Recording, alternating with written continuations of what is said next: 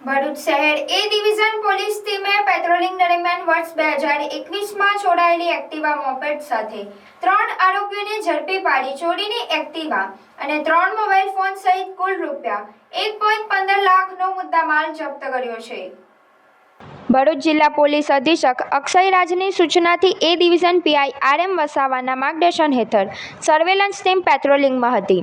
આ દરમિયાન ધોળીકુઈ બજાર તરફ જતા માર્ગ પર નંબર પ્લેટ વગરની એક્ટિવા સાથે અબ્દુલ કાદિર મુલ્લા નામના શખ્સને અટકાવી પૂછપરછ કરતા ચોરીની કબૂલાત થઈ હતી।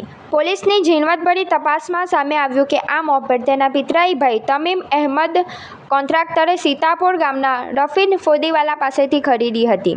પોલીસે તમીમ અને રફીકને પણ બોલાવી સઘન પૂછપરછ હાથ ધરીને ત્રણેય આરોપીઓની ધરપકડ કરી છે।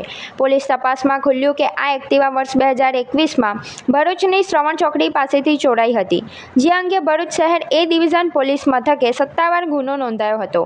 પોલીસે 45,000ની કિંમતની એક્ટિવા અને મોબાઈલો મળી રૂપિયા 1.15 સહિતનો મુદ્દામાલ જપ્ત કરી કાયદેસરની કાર્યવાહી હાથ ધરી છે।